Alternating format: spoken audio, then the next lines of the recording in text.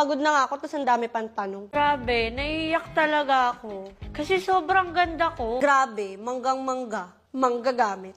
Paye Galang, tinawag na low class si Ann Curtis, Catherine Bernardo, at Andrea Brillantes. May kumakalat umanong post si Paye Galang sa social media na trending ngayon online.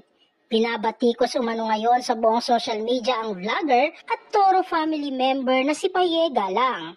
Matapos umano itong nag-iwan ng post na talaga namang ikinainit ng ulo ng mga netizens. Batay sa nasabing post ni Paye, ay nakiusap umano itong huwag siyang ikukumpara sa mga tinatawag niyang low-class na artista katulad umano ni na Ann Curtis, Catherine Bernardo at Andrea Brillantes dahil mas natural naman daw ang ganda niya at may class pa umano sa mga ito. Narito nga ang naturang post na kumakalat ngayon sa social media.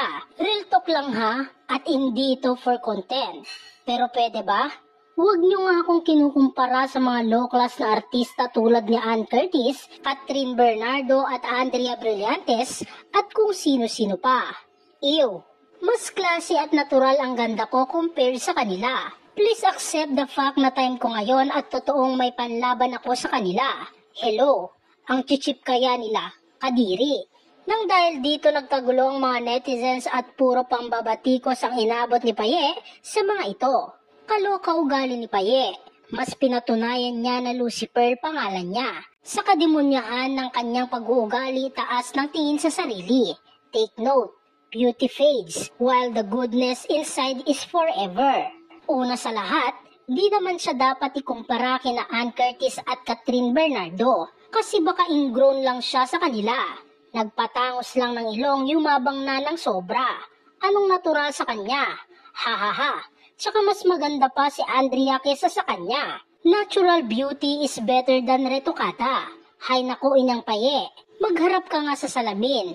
Di ba mas maganda pa si Blight kesa sayo? Tapos sinabihan mo pa ng low class. My gosh, mag-isip ka nga ng maayos. Tignan mo yung sarili mo.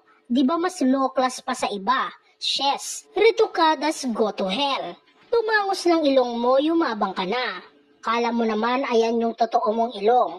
Kung makapanglait ka, kala mo naman close mo yung nilalait mo. Maganda ka pero huwag mo naman ipagmalaki sa lahat ng tao na ikaw yung pinakamaganda.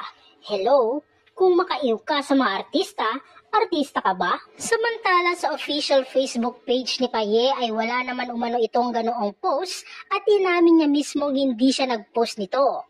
Ngunit sinabi niya ring totoo din naman ang nasabing post. Anya, mag-ingat po tayo sa mga kumakalat na fake news na sinabi ko daw dahil wala akong post na ganyan. Pero in fairness, totoo naman. #Paye Galang, #Toro Family.